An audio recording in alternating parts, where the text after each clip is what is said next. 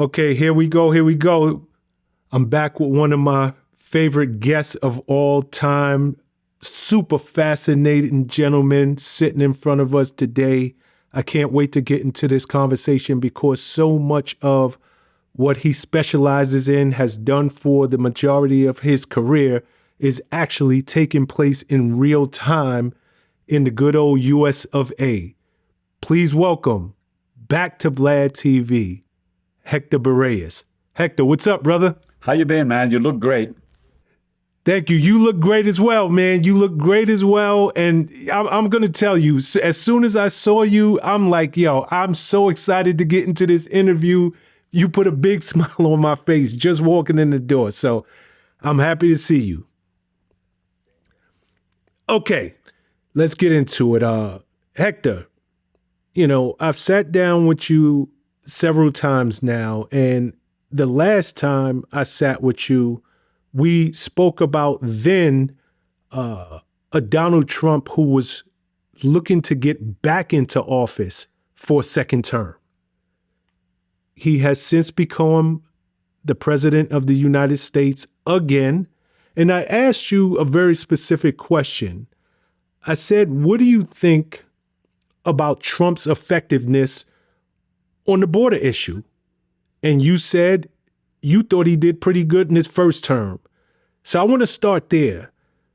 What do you think about this administration and their effectiveness in policies concerning that border?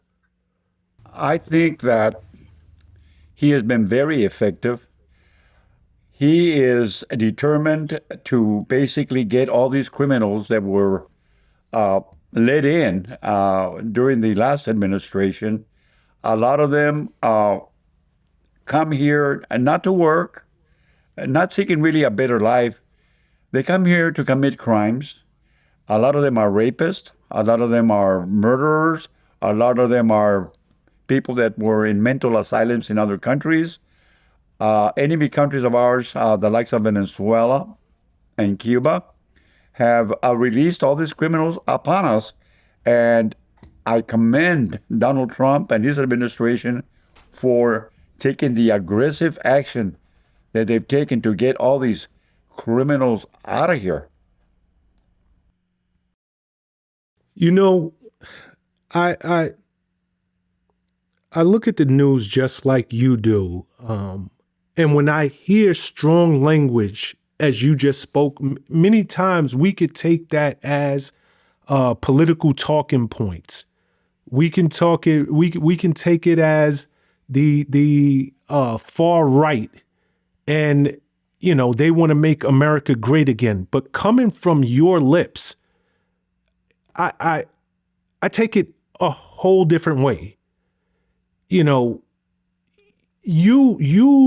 were very specific just now in saying that it is the criminals that have been let into our country, and it's the criminals that are being kicked out. Whereas if you listen to the other side, it's spun a whole different direction. So based on your expertise, you really feel that the borders were open to criminals just marching in and being protected by the last administration? Absolutely. Not only criminals, also spies, terrorists have come in. It's not a matter if they're going to attack us. It's a matter of when they're going to attack us. They're here already. And we must realize that not everybody is a friend of the United States. Not everybody loves us. There are enemies out there. The Chinese, for instance, have waged a silent war against us by inundating our country with fentanyl, which kills hundreds of thousands of people every year. Almost 70,000 people died last year of fentanyl overdoses. So not only, as I stated before, has this country been invaded by murderers, rapists, and bad people. Also, countries have taken advantage of us, like China, and they're trying to kill us. And that's why they've introduced and worked with the Mexican cartels to send this deadly, lethal, poisonous fentanyl into our streets, into our country. You know, I want to go backward for a second because you made a specific point to talk about the last administration and how they dealt with border issues. Do you truly believe that they were just too soft on this border crisis? No, I don't believe they were too soft. I believe that they wanted this. They want to bring in all these illegals. They wanted the illegals so that they could stay in power, so that they could vote for them. That's what I believe. There's got to be a reason that makes sense as to why they're letting all these people into this country without being vetted, not knowing who they are. That is wrong. And I believe because of political reasons, because people want to stay in power, this is why they've let all these people come in, not thinking of protecting its U.S. citizens. And I might remind you, Shawn, that it is the responsibility of every government in any country to protect its citizens. The priority of any government official and any government should be to protect its citizens. And they would left us without protection by letting all these people into our country unvetted. Wow. Wow. You know, ICE, they announced that in the first 100 days of the Trump administration for a second term, they've arrested over 66,000 illegal aliens and removed over 65,000 of them. They claim that 3 in 4 arrests that were made by them, these illegal aliens were criminals. That is a staggering statistic to say that literally in 3 of the 4 arrests, these illegal aliens had criminal records. Do you believe that to be true, or is that just trumped up numbers? No, that has to be true. Because if it wasn't true, the opposition would basically bring up the facts and say, that's not true. The fact is, these people have extensive criminal records. They are hardcore, criminals. And yes, we want to be humanitarian. We want to be nice. We want to be, good to people. But when it comes to dealing with these hardcore criminals, you can't be kind and good to these people. We must consider the protection of our citizens. Look at the women that have been murdered and raped. Look at the children that have been smuggled in, 85,000 or so of them. We don't even know where they're at. A lot of them are become slaves, sex slaves, excuse me. A lot of these kids, their organs are being sold to people that can afford to buy their organs because they have a family member that needs a child, maybe that needs an organ. All of this is going on, and the cartels, they're profiting from it. They're running, prostitute rings, child sex rings, all kinds of crimes in our country. We're not just affected by the cartels because they're outside of our country importing drugs. They're operating also in our countries, within our country. And that's why the crime rate is out of control. So you believe that in addition to these cartels bringing drugs into the country, they are organized and they're set up operating criminal rings right here in the country? Absolutely. For instance, a lot of these legal marijuana dispensaries, a lot of them are owned by the cartel guys. What they do is they get citizens from this country to work with them. They get the citizens of this country, get the legal permits that they need to open up, let's say, a marijuana dispensary, and they actually own it. They'll give like 30% of the person whose name they're using, but they own a lot of these dispensaries in this country. They're also growing marijuana in this country. They get people that can legally grow it. They pay them, and they grow marijuana in this country. and then they actually bring the marijuana into their dispensaries. They own a lot of these marijuana dispensaries in the United States. Do you think that the government knows that this exists? Obviously, you know it exists. So I got to believe that the government itself knows it exists. And if the government does know it exists, what are they doing about it? Well, when they find out about it, obviously, yeah, they will take enforcement action. They will, arrest him and shut him down. But there's so much of it going on that they can't stay up with it. It is out of control. Wow. There's always going to be the other side. And in this border issue, in ICE really being ramped up and given these expanded enforcement tactics, the critics are saying, hey, you guys are not just targeting illegals that have criminal records. You're also arresting non-criminals. And you're doing it under this expanded enforcement tactics that you've been given. Again, is that just talking points from the other side, or do you believe that that's real? No, the other side, basically, they're telling the truth. When they raid a place, a house, let's say an apartment complex, looking for let's say a murderer, illegal murderer, and they're there with other illegals, they have to remove them because even though these other illegals are not committing any crimes, they're there and they're not supposed to be here legally. And there's no country in the world that I've ever been in or know of where you can just go in without papers and nobody does nothing to you. They leave you alone. My own mother was basically deported from Mexico to the U.S. because she was living in Mexico, and they found out about it. They reported her, and she was, deported back to the United States, picked up and deported. So no country, Shawn, no country will let anybody just go in the way we do and expect them to stay there illegally forever. So I thought you're of Mexican descent. Well, that's what I'm saying.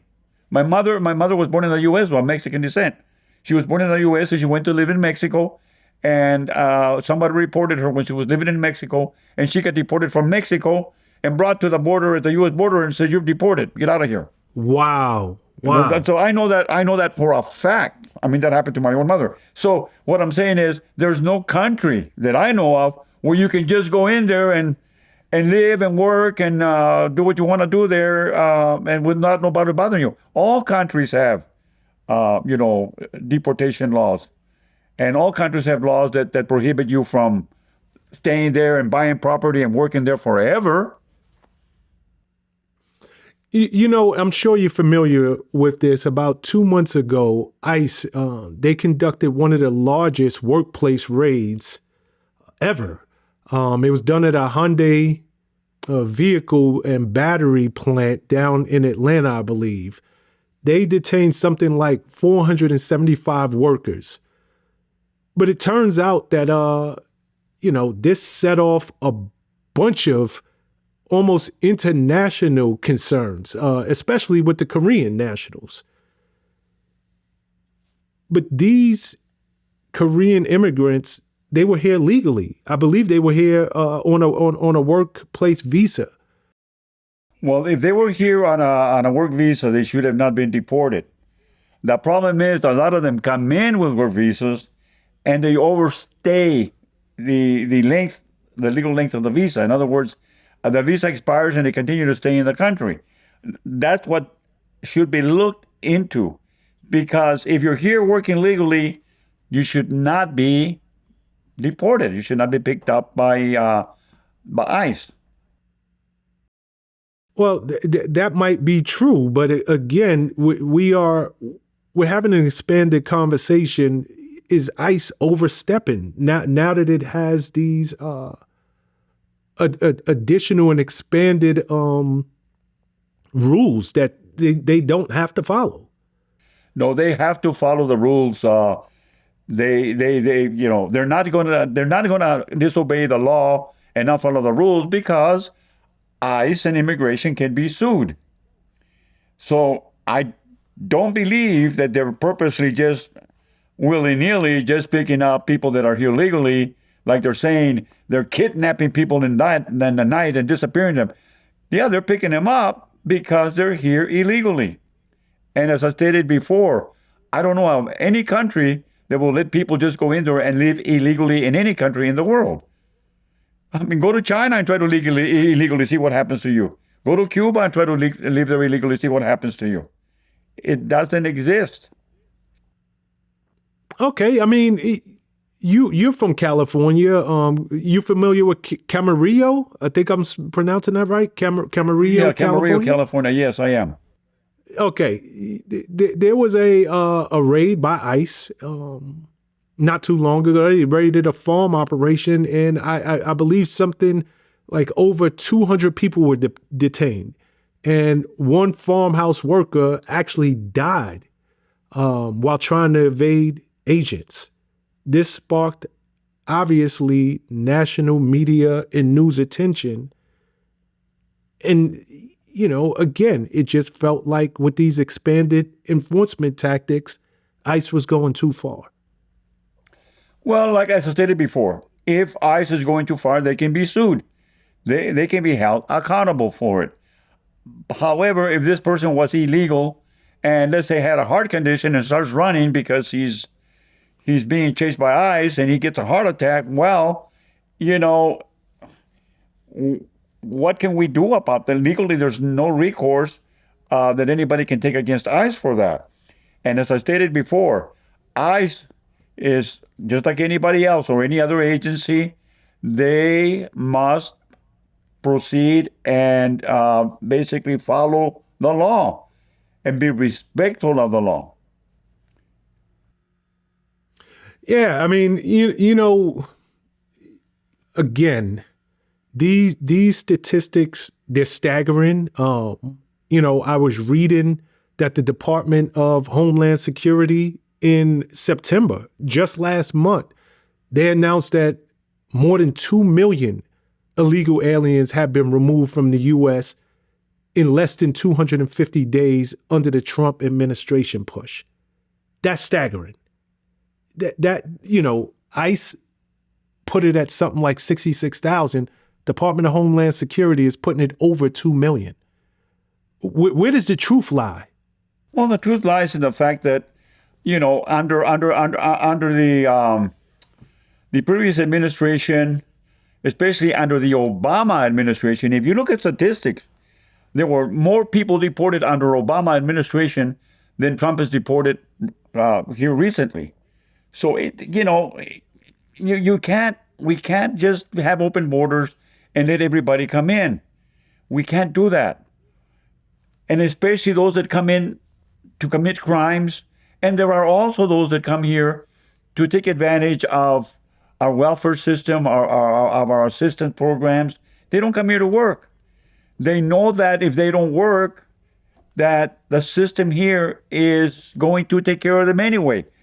So if they're not coming here to work, then what are they coming here for? Just to live off of our taxpayers? And look at the taxes, how high they are now.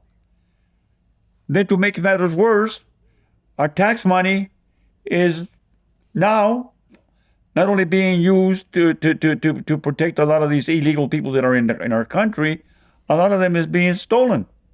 We have a major corruption problem in this country. Speaking of corrupt, and this is right down your alley, and I would love to get your take on this. The Mexican cartels, they put bounties up to $50,000 on the heads of ICE and the Custom and Border Patrol protection. Do you know anything about that?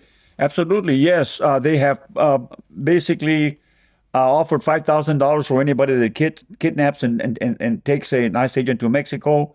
$10,000 for every ICE agent that they kill, and $50,000 if they kill a high-ranking ICE official. And here we have those that want to dismask them. They want their identities exposed so that these cartels people can kill them. I don't understand that. They have to protect these ICE agents. They're doing a job. They're out there risking their lives, and yet you have all these people. Let's unmask them. Let's not cooperate with them. Let's make their job more difficult. Why? Why can't we get along? You know,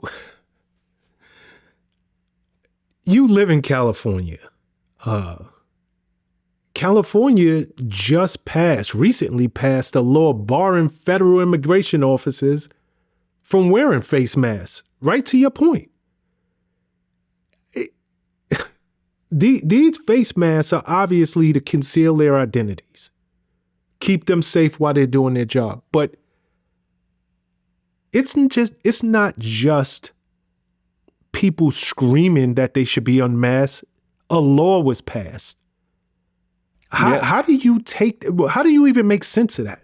Knowing that cartels are putting bounties of up to $50,000 on their head.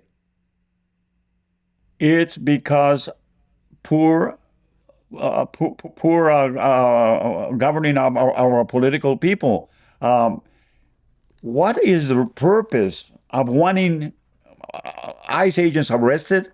What is their motive of wanting ICE agents killed? What's in their heads? I don't understand that.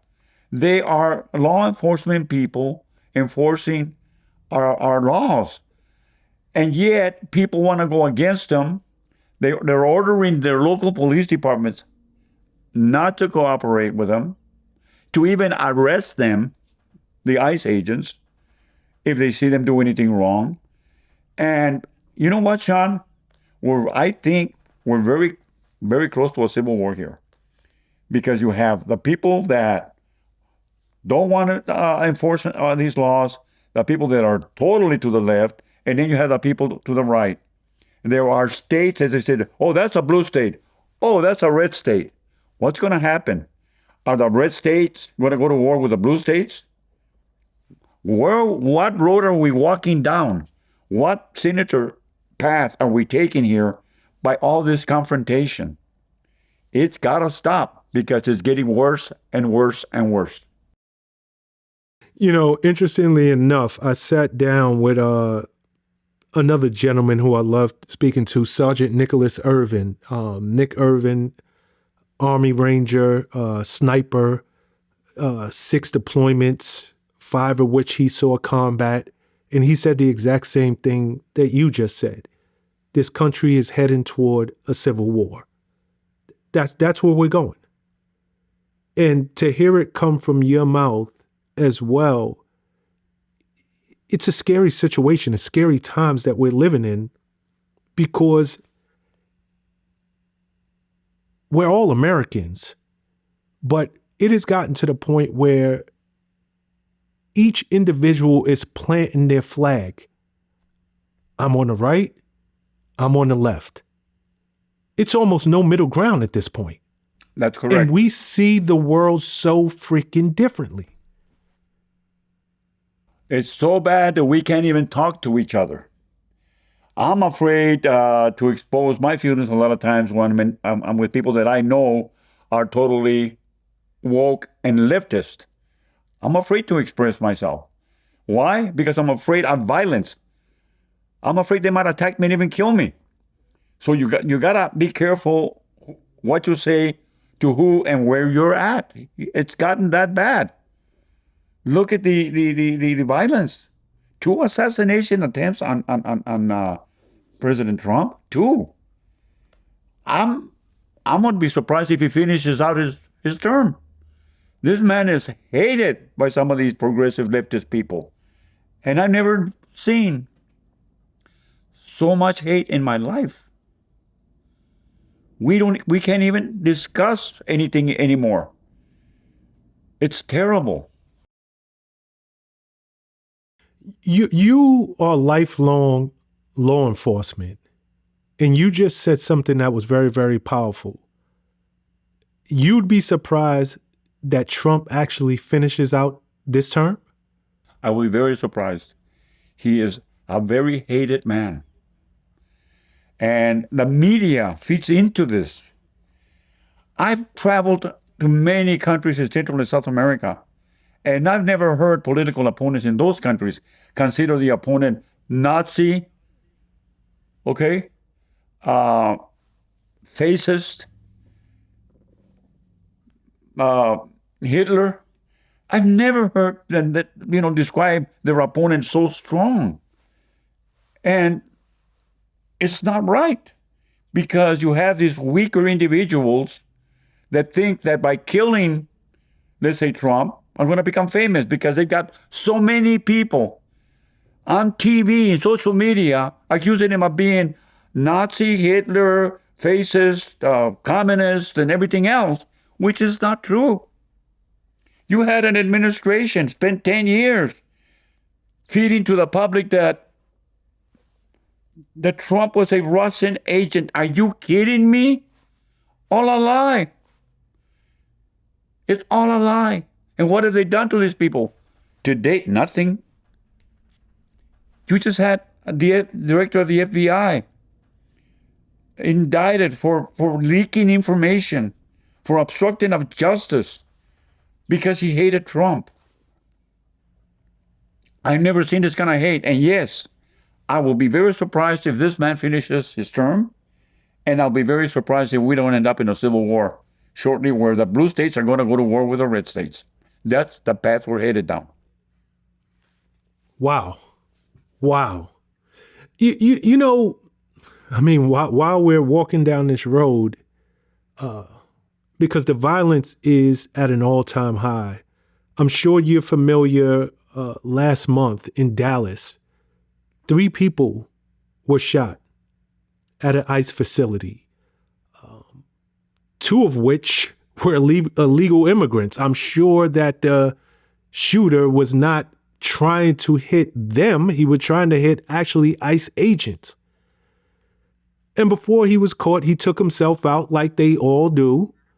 But he left writings on his bullet casings, letting the world know how he felt about ICE.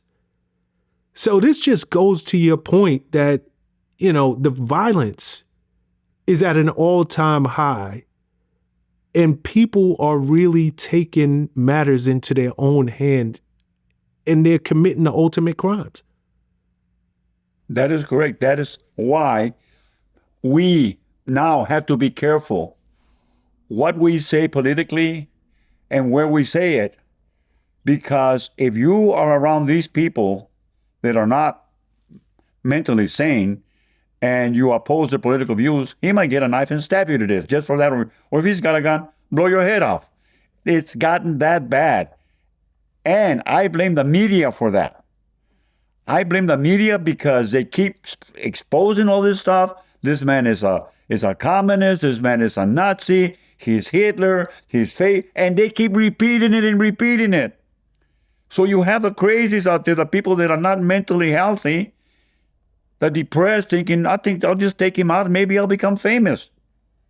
I'll become like a drug lord in Mexico. Maybe they'll dedicate a song to me. I mean, it's ridiculous. Okay, but I can turn around and say, hey, it's this same guy, Trump, who, I mean, he went for months, for years, saying President Obama was not a U.S. citizen. Same rhetoric. Exactly. That's what I'm saying. We got to stop that kind of rhetoric. And we have to stop the media from exposing this kind of stuff or repeating it and repeating it. The media has become not a journalistic media anymore. They have become political media. And that's wrong. The media should be basically impartial and be careful what they put out. I blame a lot on the media. And like I said, whether it be Donald Trump, whether it be Obama, whoever it may be, they should not be degraded to be called fascists, communists, and so on. And you're right. I don't agree with Trump also, exposing or going after Obama, saying that he wasn't illegal. There are still those that continue to say that. To this Correct. day, I hear that what's his name, the former sheriff from Maricopa County down there, I forget his name right now, that he's still saying that Obama's certificate was fake and he wasn't born in the U.S. I mean, they don't stop. No, they don't. And I couldn't agree with you more. The media is so slanted, depending on they feed their base. They tell their base what the base wants to hear, and that's how they're keeping their ratings high. It is no longer neutral. It is no longer taboo, because once upon a time, as a journalist, people should know what side of the fence you stood on any issue. That was one of the unwritten taboos in the world of journalism. And that's with politics or anything under the sun. Nowadays, there are entire networks that are dedicated to your political views. If you are on the right, you're probably watching and glued to Fox.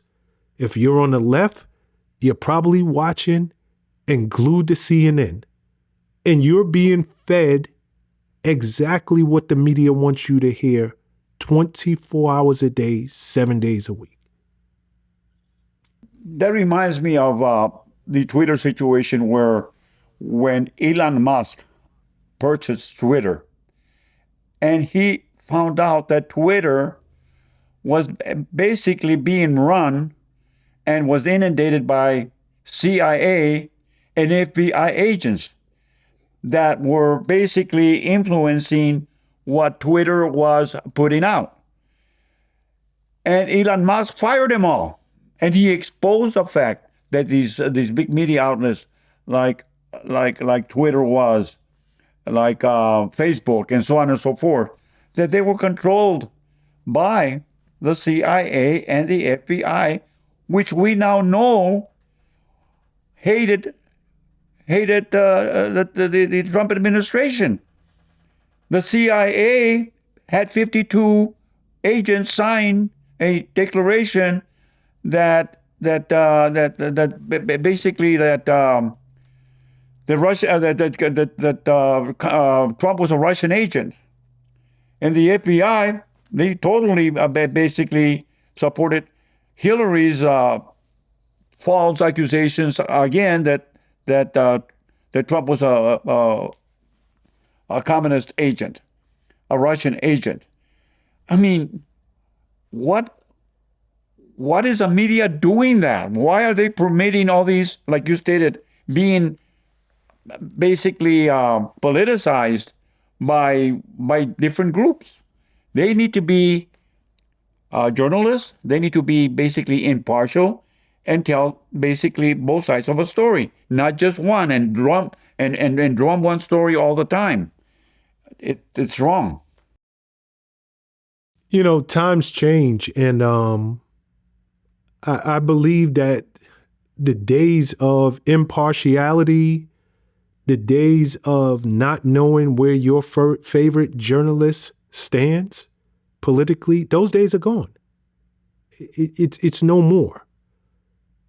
You are watching these networks primarily because you agree with their messaging and you agree with the views. That's why you tune in. And they know that. And the almighty dollar dictates all. And if they're going to get the eyeballs, they're not going to stop. They're not going to go back, because if they have the dollars, the advertisers come in. So I think that those days are just gone, Hector. No, I agree with you. And another thing, the disrespect for religion that we're seeing currently here.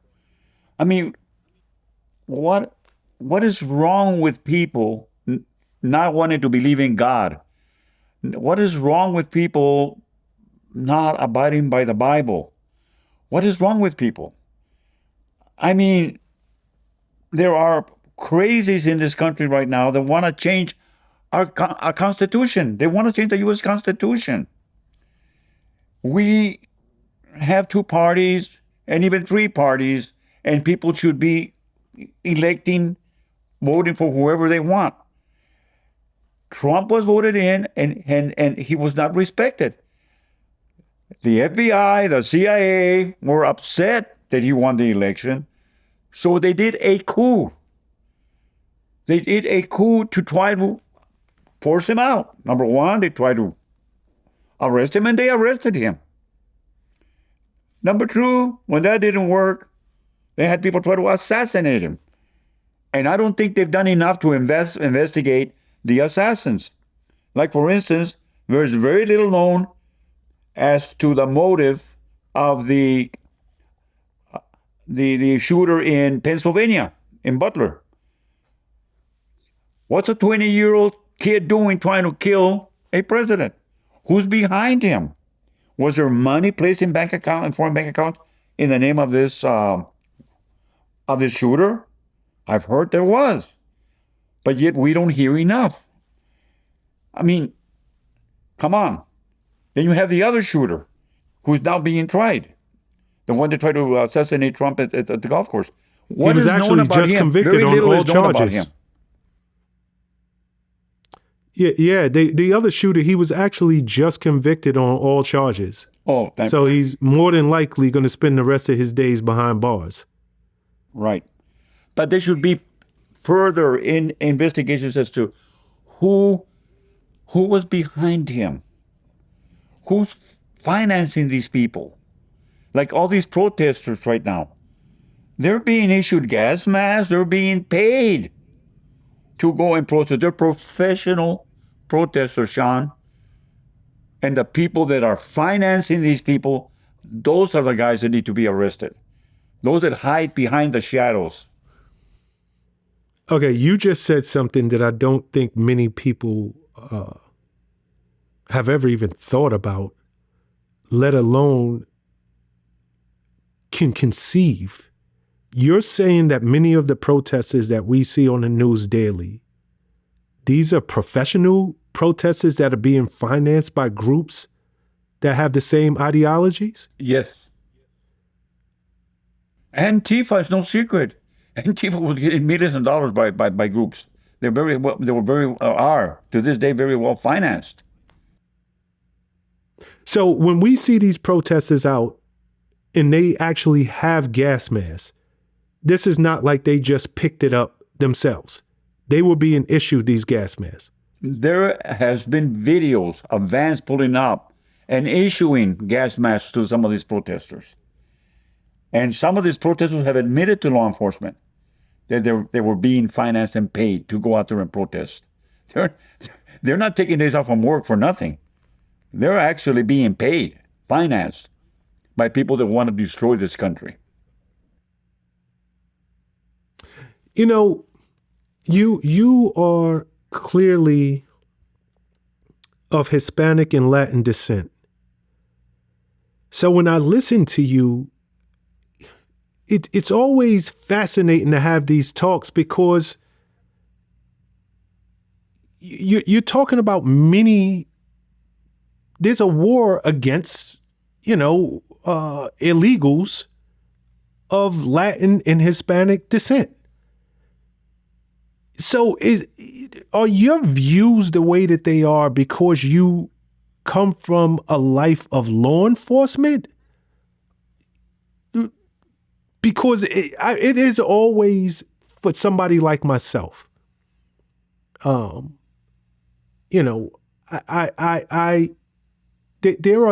are more people who voted for Trump in his second term, more Hispanic people who voted for Trump in his second term, and I never could understand it because it seemed like so much of the rhetoric was to get them out of this country. Where do you think your personal views come from? My religion. I believe in God.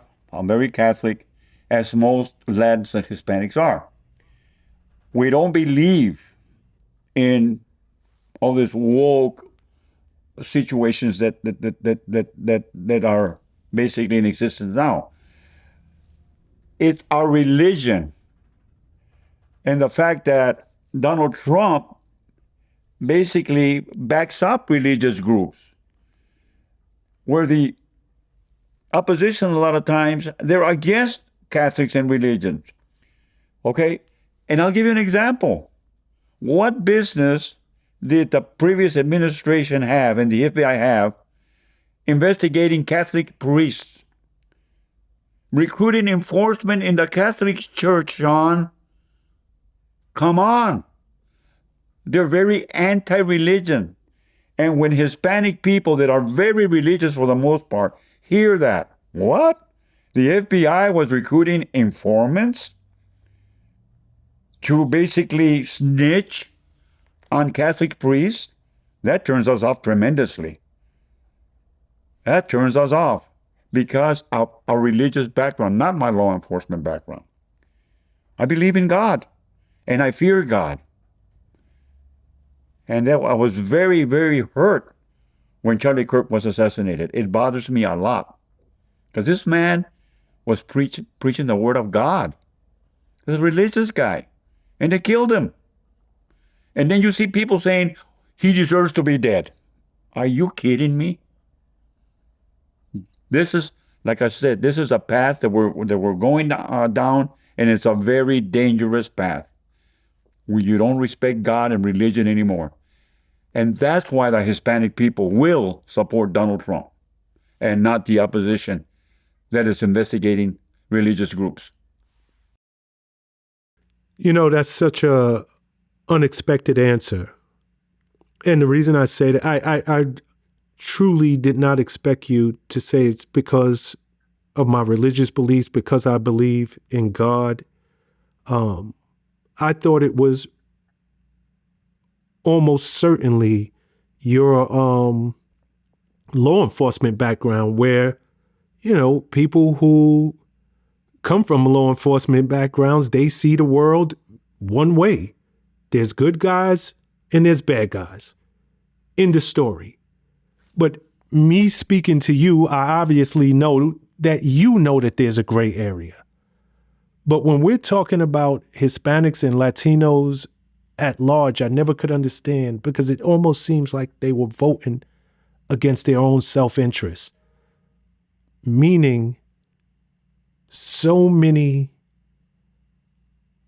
people who voted for this second term of a Trump administration, they're seeing uncles, abuelos, grandmothers being now deported.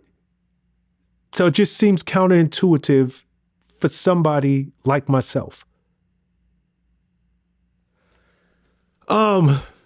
Let's switch subjects for a second, because I want to go kind of down a road that I know you're very familiar with.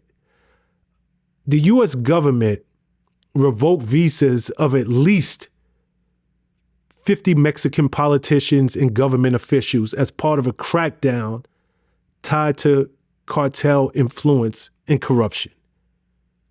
First and foremost, are you familiar with that? And secondly, are you surprised? No, I am familiar with it, and I'm not surprised because most of the government officials in Mexico take money, take bribes from cartels. So if we know that a governor, which we know of one in Baja California, was taking money, bribes from the cartels and supporting the cartels, they're criminals. And we have a right to protect our citizens. And I think it's great that they are doing something to stop these foreign government officials from taking bribes from the cartel guys. Because taking bribes is against the law. And yes, I believe it's the right thing to do. Okay, when you wore that badge, I mean, let's you worked for the DEA for many years. But if you live in Mexico I can only tell you what I see on the news, but it seems like those damn cartels are stronger than the U.S. government, than the Mexican government. Excuse me, the Mexican armed forces, the army, and so forth. Is there any choice? We talk about these officials taking bribes, but are they taking bribes because they're greedy? Or are they taking bribes because if I don't, I'm going to wind up dead? I believe it's more that they're greedy, and some of them maybe because they might wind up dead. El Mayo Zambada, for example, has stated that he has paid the last 7 presidential administrations. And I remind you, in Mexico, people are elected for 6 years. So he has stated publicly that he has paid up 6 presidential administrations for a total of 42 years. He never was arrested in Mexico, never went into a jail cell, because he was not only paying the presidential people or presidents, he was also paying off generals, he was paying off comandantes, state policemen. He was paying everybody off. El Mayo Zambada was the biggest drug lord in the history of drug enforcement. There's been no anybody bigger. But he has publicly stated that it's very expensive to be a big cartel guy in Mexico because you got to pay off everybody. And yes, the Mexican government is a narco state. The narcos run that country. They have for years. And they're very corrupt. But I will also, not being a hypocrite, say that our government officials here can give the Mexicans lessons on corruption, because we are totally corrupt here too. Powerful.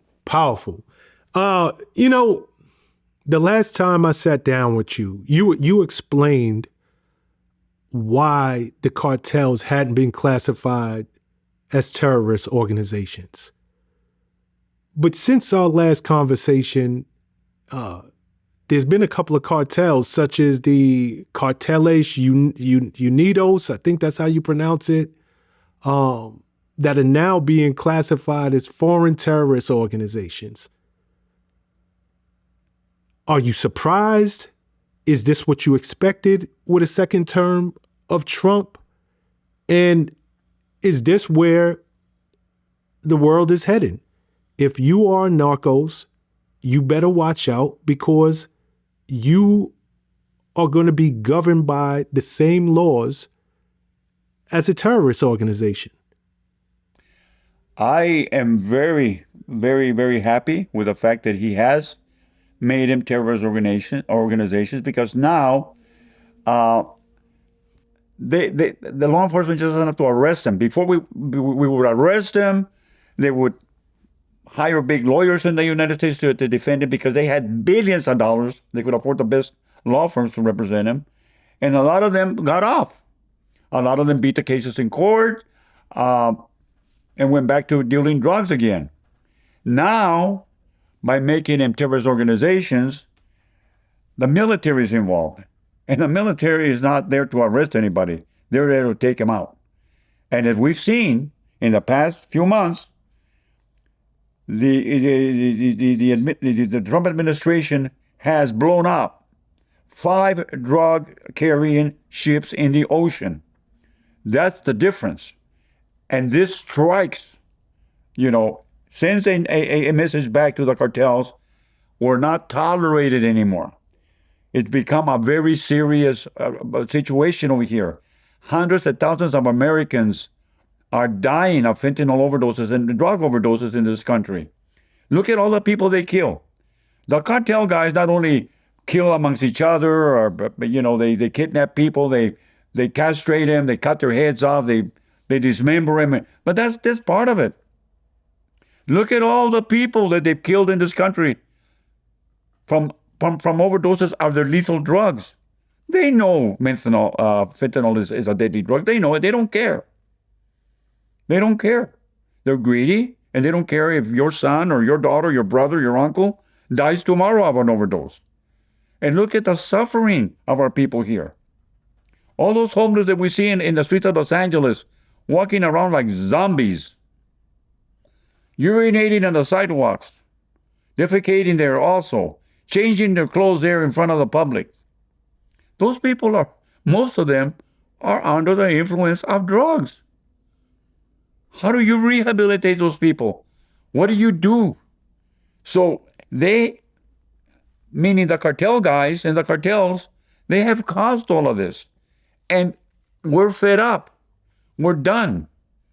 And we're calling on them now.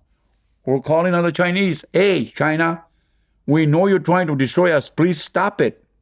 Stop producing all these precursor chemicals that you're giving to the Mexican cartels to poison Americans. It's a silent war that has been declared on us. They don't like us, Shawn. They hate us. And I'm talking about the communist countries like China, Cuba, Venezuela. They're not our friends. They want to destroy us. You know, to your point, just yesterday, there was an airstrike that killed about 6 people on a boat coming to the United States from Venezuela carrying drugs. Trump, he all but admitted that the CIA is conducting undercover, covert operations overseas, and you know, they are actively going after these cartels. He's making no secret about it. If you are transporting drugs into the United States, beware. We are literally sending our drones. In the days of you bringing that stuff in by water, those days are done. Do you think the message has gotten out to other countries yet? Absolutely. That's why the Mexican cartels are desperate. They want to fight back. And what are they doing? They're putting, like you said, they're putting prices on heads of ICE agents. You know, so it's sending a very strong message back that we're not going to put up with them anymore. However, they continue, they insist on still sending their drugs over here. Now, Mexico's been told either you cooperate with us or we're going to go in and take him out. And the president of Mexico now, Sheinbaum, as you know, has released on 2 occasions numerous major drug lords. Caro Quintero, who killed Kiki Camarena, was expelled from Mexico and ended up here in the United States.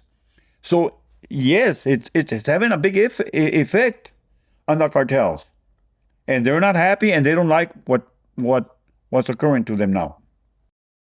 Okay, I remember the last time that you and I sat down and we were talking about the cartels and the Mexican government in particular.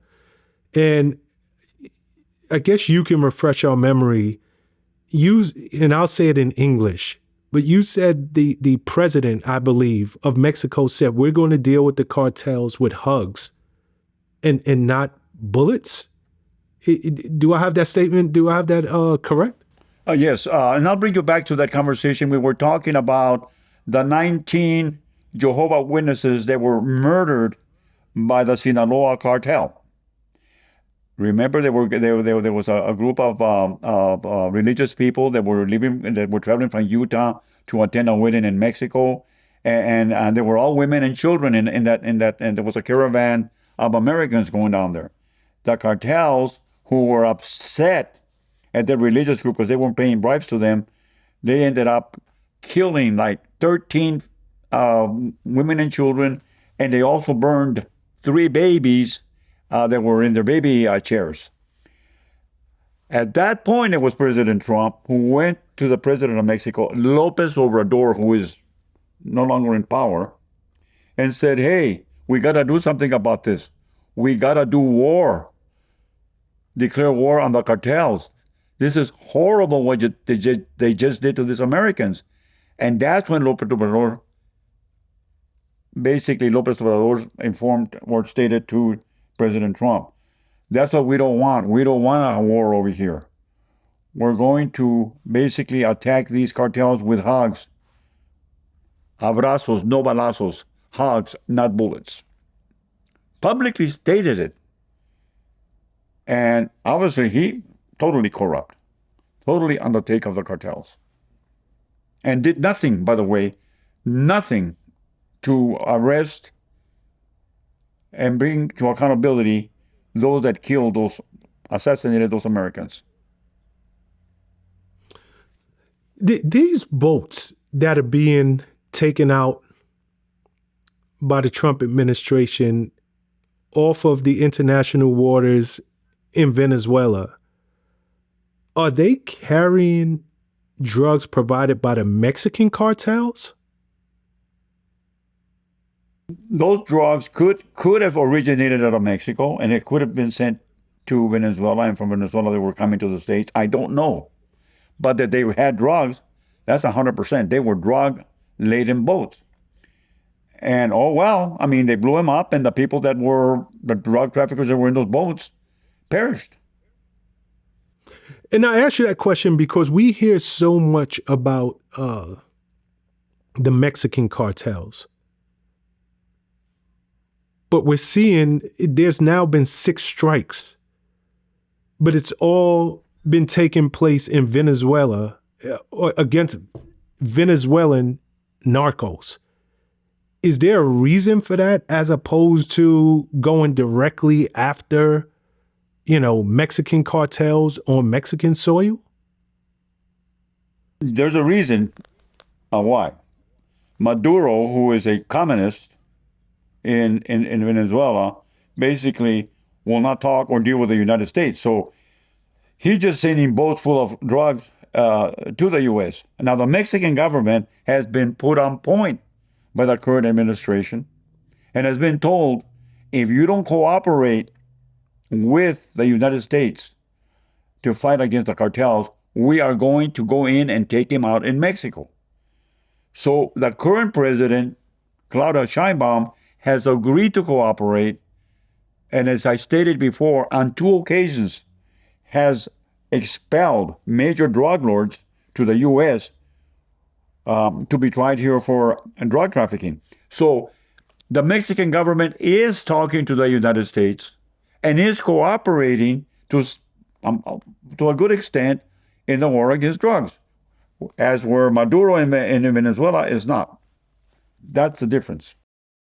Understood. I asked you earlier about the cartels being put on notice, meaning they're seeing just like the rest of the world is seeing. Those boats are literally being blown up in front of our eyes. If you are bringing drugs into the United, this is the risk you're taking. At any given moment, you could be alive, and the next moment, you could be dead. Because the Mexican government is so corrupt for so many years, and I gotta believe, no matter how you were turned, no matter what your reasoning was for taking that money from the cartels, after a while, it becomes a revenue stream for you. You start just like anybody else. I got money coming in every Friday or every other week. I depend on this money now. How do you think the Mexican government is reacting? Because just like the narcos, the actual government, their revenue is being jeopardized. Yes, it is. And it is.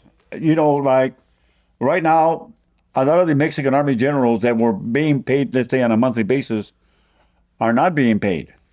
And it's affecting them because they got used to getting that kind of money. So yes, it's affecting all of that. And that's why I believe that Claudia Sheinbaum, the president of Mexico, is in danger herself, because the cartels are basically forcing her and requesting that she not cooperate with the United States as far as combating drugs. So I believe she's between a rock and a hard place. I mean, here she is trying to placate the generals who are basically taking money from the cartels, and she's trying to also please the United States. So she's in a real delicate situation. Yeah, I mean, before she became the president, I want to say this was the bloodiest election season in the history of Mexico. There was something like 13 people running for presidency who, if I got my facts correct, and I'll look it up, that were actually killed. So why would, first and foremost, why would anybody run for president in that country? And secondly, to your point, she's got to know she's caught between a rock and a hard place, because if you don't play ball with the cartels, you're dead. And at this point, if you do play ball with the cartel, you have the U.S. that is swinging a hell of a stick that's saying we're coming after you. That is why I stated before that she's in a very, very delicate situation. She has to, basically, to some extent, please the cartels, or else you're right, they could take her out. At the same time, she's got to, cooperate with the United States in our war on drugs. I wouldn't want to be in her situation. And you're right. They've killed, I don't know how many presidential candidates in Mexico in the last 2 years. And look at all the journalists that have been assassinated in Mexico. They're killed every day. I mean, I got to ask, why would anybody want that position? Why would anybody want to be the president if there's a good chance you'll never make it into office? You'll be killed long before there's an election. And with that being said, how do you think she made it all the way to becoming the president? Well, because she comes from the same party that the former president came from Morena. And I believe that it was agreed, probably with the cartels, that she would play ball with them once she became president, not knowing that Donald Trump was going to win, because she came in before Donald Trump, and thinking maybe things were going to be the same as they were under the past administration. And here comes Trump with his big baseball bat saying, "Hey, we're taking out the cartel guys." So, I mean, she's like I said, she's in a dangerous position there. Nah, she really is. I wouldn't want to be her. And to your point, there are reporters, there are journalists. I mean, the Mexican cartels has made it very clear nobody's off limits. That is correct. Literally, nobody's off limits in Mexico nor here. They kill people here too. And I am 100% convinced too that they have government officials, they're bribing government officials in this side of the fence also. That they're bribing U.S. government officials as well. Why are you so convinced? Because why are we so lax on drug dealers here? People get arrested for selling drugs and there's hardly any punishment. I believe some of these judges are probably on the take too. Have to be. Okay. You mentioned his name earlier, but you also mentioned his name every time you and I have sat down and had a conversation. Ismael El Mayo Zambada Garcia. You told me he was the boss of bosses. El Chapo, who most of the world knows as the head of the Sinaloa cartel, was nothing more. I believe your words was he's a clown. But this guy was a real boss. Now, he's been arrested, and he actually just pled guilty to drug-related charges. What's your thoughts on that? El Mayo Zambada was the boss of bosses. And he ran the biggest cartel empire in the history of drug enforcement. He is cooperating with the U.S.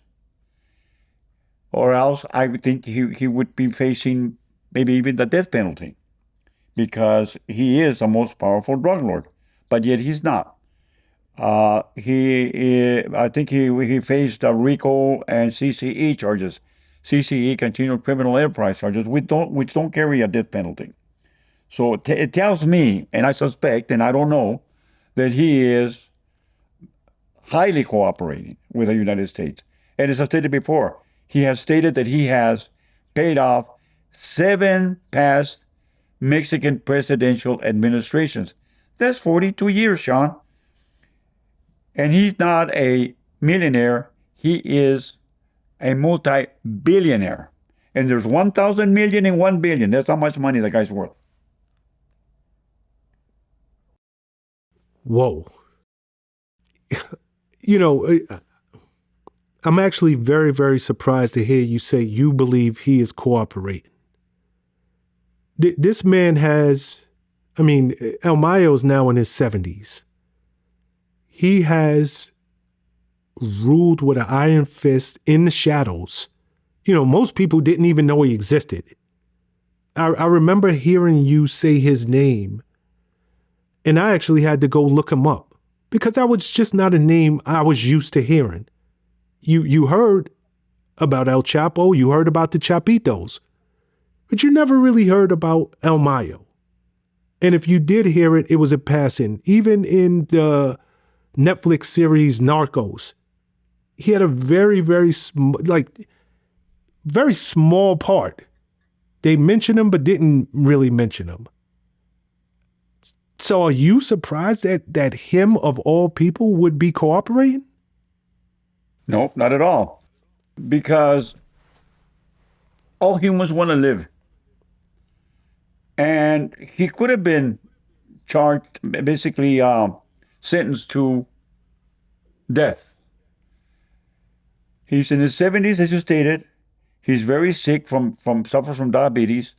And he was tired of all the, and he stated himself, he was tired of all the pressure he was exposed to in Mexico, having to keep the government all paid up, paying everybody off. And not only that, remember, he just wasn't distributing drugs to the U.S. All of Europe, he inundated all of Europe. Russia. I mean, this guy was selling drugs to all kinds of countries and nations. He was huge, extremely huge. But you know what? You only have one life. You can only spend so much. And when you're sick the way he was, how could he enjoy his money anymore? So he's here, and he doesn't want to die.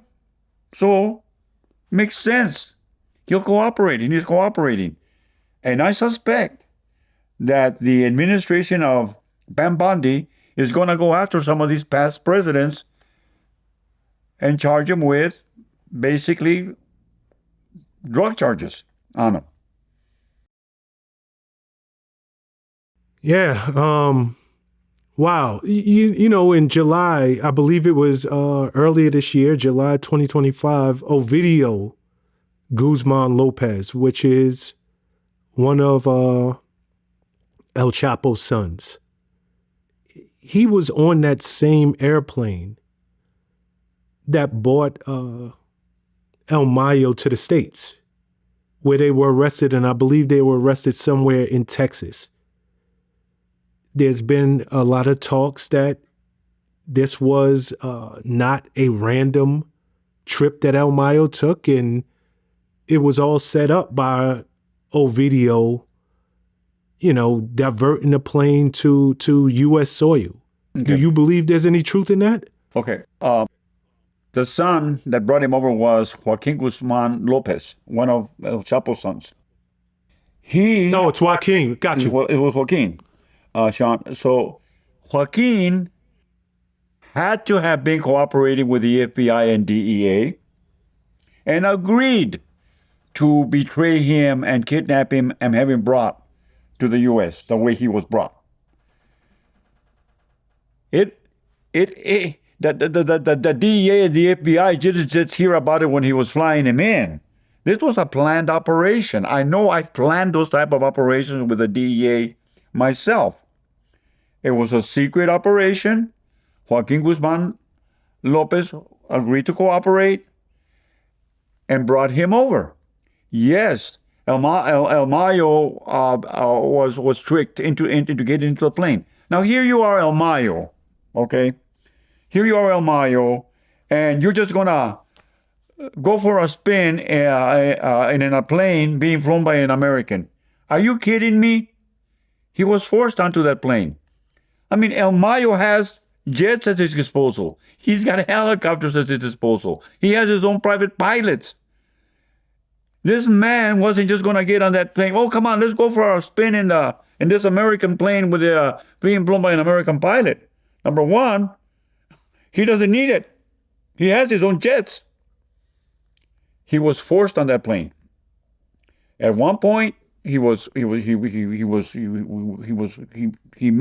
Juan Guzman Lopez, and at that point he was taken by force, and I understand his bodyguards were executed. And then he was put on that plane and brought to the United States. I don't know if that's the truth, but that's what's being put out. Here's another point, Shawn. When the plane lands in New Mexico, the plane bringing in El Mayo Zambada, DEA and FBI and CIA are waiting at that little unknown airstrip there in New Mexico. The pilot, they say, escaped. I want to laugh. That's what they put out. The pilot escaped. They don't know who the pilot is. You laugh, I laugh too, but that's the version that they put out. So it was a planned operation. Obviously, El Chapo himself and his son, Joaquin, were working with the U.S. government, and they cooperated in capturing the biggest drug lord of the world, El Mayo Zambada. Okay, that takes me somewhere else because I was going to get to that. Number one, wouldn't this be, I mean, it's not like these cartels are known for being diplomatic. So Joaquin betraying El Mayo, the biggest drug dealer in the world, he has to know my family, my loved ones. Everybody's going to be wiped off the face of this planet if it's found out. But number two, I was going to ask you, what would his father think? His father is locked up in a supermax prison in Denver, Colorado. He took it. He's locked down for 23 hours a day. And to my knowledge, he didn't tell on anybody. He took it. I will die in a federal prison. Are you saying that you believe El Chapo knew about this plan ahead of time? I don't know, but I believe so. He had to have. His son is also facing charges, Joaquin himself. He was wanted also. And something was worked out. I don't know what the deal was. What the arrangement was with the government, El Chapo and his son Joaquin. Everybody makes a deal. Okay? Everybody wants to make a deal when they get caught. Okay, you caught me, but I'll give you this and I'll give you that in return. I know I've been there. Okay? So everybody wants to cut a deal. I'm sure that a deal was cut, and I don't know what they gave secretly. El Chapo Guzman, like you stated, who is supposedly in Max. Maybe he's not in Max. Who knows where he really is? We don't know what the Bureau of Prison does. They could have put him in a location where he wants to be, where his family can visit him. We don't know that. We assume he's in Max, but do we really know? I know because we used to do that kind of stuff when I was with DEA. We can't let you out, but we can make it comfortable for you. Cooperate with us. And I don't know this is the case. But knowing how we worked and how the U.S. government works, they might have got a deal with El Chapo and his son, and I think they did. I believe they did. Okay, so to the first part of my question, wouldn't that be Joaquin, El Chapo himself? Wouldn't that be signing the death certificate of everyone you know? I know that Ovidio came over with 17 family members, and they came to Tijuana. So they brought 17 family members right after that through Tijuana down here so that they would not be massacred. Okay. El Chapo, I believe, has 4 sons. We just spoke about 2 of them, Ovidio and Joaquin. The 4 sons make up the Chapitos. There's also Ivan and there's Jesus Alfredo. Right. To this day, from what I understand, those 2 are still powerful figures in the Sinaloa cartel. Is that not accurate? No, they're in Mexico, but they have left the Sinaloa cartel and joined the Cartel Nueva Generación, which is an opposition cartel, and they're working with El Mencho, who runs the Nueva Generación cartel, who is currently warring against the Sinaloa cartel, which is being run by El Mayo Flaco, which is El Mayo's son. And there's a constant war going on between them. There's hatred between them because of these situations that have occurred over here. That's what's going on in Mexico. And to this day, they're killing each other every day. They have wars over there. So you believe, if I'm understanding this correctly, as part of an insurance, the 2 brothers left in Mexico switched sides for their own protection. They had to, Shawn, or else they would have been killed by El Mayo's son. They're not happy with each other. And I will remind you that when they tried El Chapo, Vicentillo Zambara testified against him, and also El Rey, El Mayo's brother, who was locked up over here at the time, they both testified against El Chapo Guzman, which initially caused the bad blood between them. Wow. Okay, so what do you believe happens to El Mayo? He pled guilty. Does he get shipped back to Mexico? Do they give him a comfortable place here? Like, listen, you're going to spend the rest of your life in a federal prison, but we'll make it comfortable for you, so long as you keep talking. Is this what the end for him looks like? Or is he in Supermax? I believe that's going to be the end for him. That's what it looks like. They're going to make him comfortable for his cooperation. They won't let him go. He can't be let go. The world would basically be upset if the biggest drug lord was sent back to Mexico or was released. So he will do life comfortably in some U.S. prison as long as he cooperates. Got you. Okay, there's another name that you have mentioned in every interview that you and I have had. Rafael Cara Quintero. He is now in the U.S. Being held.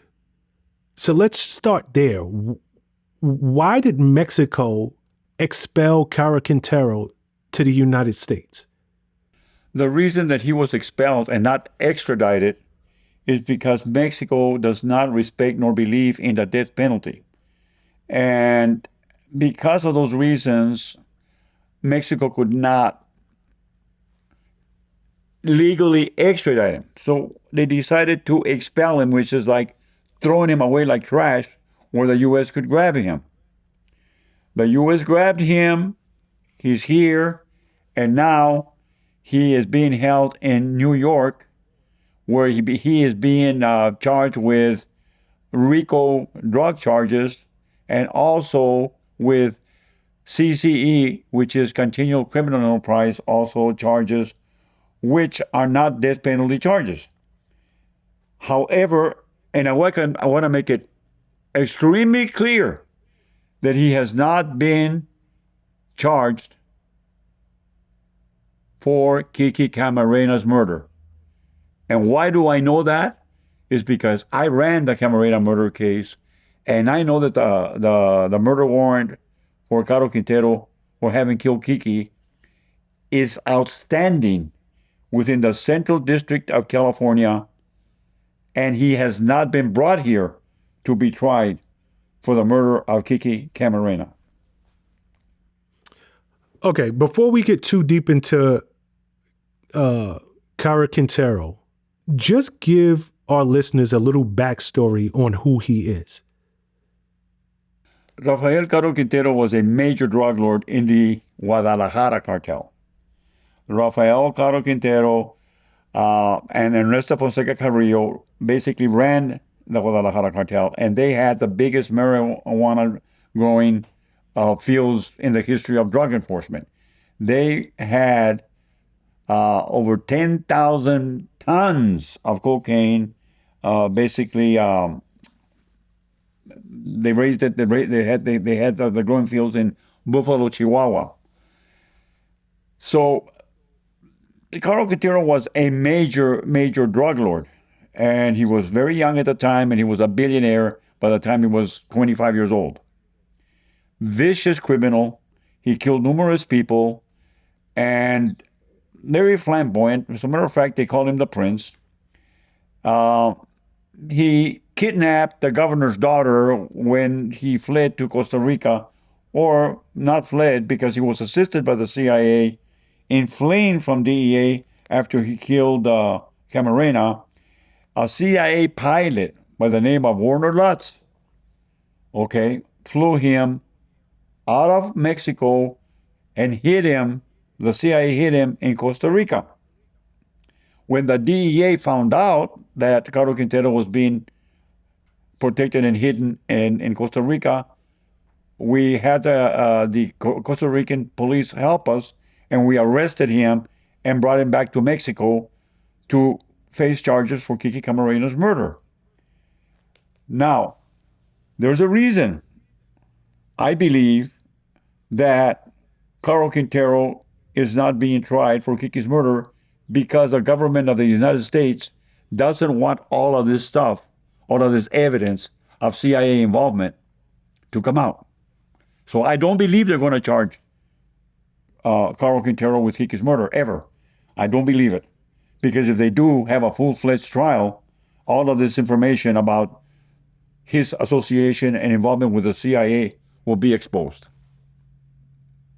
Okay, before we get to that, and I definitely want to, let's go backwards for a second. Why was he ever released from the Mexican prison?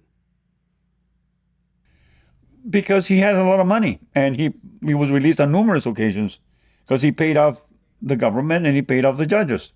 So therefore, he was in and out of custody on numerous occasions. Okay.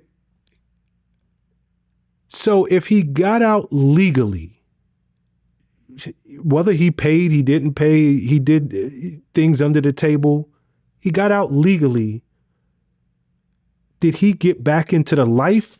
Why would the Mexican government, after being paid by him, expel him? Because of the pressure that Donald Trump put on the president of Mexico. He asked for him. He wanted him. And that was one of the, as I stated before, there was one of the agreements that was made between the U.S. and Mexico, that as long as Mexico cooperated, the U.S. would not put boots on the ground in Mexico and would not go into Mexico and attack the cartels, as long as the Mexican government cooperated. And as far as the cooperation, the administration, through Marco Rubio, Secretary of State, asked for Caro Quintero, and the Mexican government expelled him to the U.S. So he was named by the Secretary of State. He, along with others, yes, he was named, and he was asked for. Okay. To your knowledge, what are his actual charges that he's facing in New York right now? He is facing RICO charges. He's also facing CCE charges, continual criminal enterprise charges. And he's also he's being charged with a couple of murders as far as the RICO case. 2 murders, not the Camarena murder, a murder he committed in Arizona, and another one that he committed in Texas. But, and I repeat, he has not been brought to LA to face charges for killing Enrique Kiki Camarena, my friend. Do you believe he will ever be extradited to LA to face those charges of killing federal agent Kiki Camarena? I believe if Donald Trump finds out about it, I believe he will. But only if Donald Trump finds out about it. I don't believe Donald Trump knows or is aware that he has not been tried for Kiki's murder. Even though Donald Trump had gone publicly and stated that we had captured the main drug lord involved in Camarena's murder and that he was going to be prosecuted to the maximum of the law. I don't think that the Trump administration is aware that he has not been basically brought to LA to be tried for Camarena's murder. So I got to ask, how could, even if Donald Trump knew about it, knows about it, knew about it, and wanted somebody to finally stand trial for the murder of Kiki Camarena, how could he? Because essentially that would be opening Pandora's box and showing the world that the CIA is just as culpable as the Mexican drug lords and cartels. I don't see that ever being done. It can't. I disagree with you. If it was any other president, maybe it wouldn't be done. But I believe that Donald Trump, because of the way the CIA betrayed him and went after him, would go after those in the CIA that were responsible for Kiki's murder. I believe he will. As I believe he's going to go after those FBI agents that were responsible for basically raiding Mar-a-Lago and all the illegal things the FBI did against him. If anybody would do it, it would only be Donald Trump. Not caring to expose the the corruptness of the CIA. I have faith that Donald Trump will. And I hope that Donald Trump or some of his folks are listening to me right now. And that they look into this and find out why he is being held on lesser charges in New York than the most egregious charge, which is a murder of a federal agent. Why is he not in LA?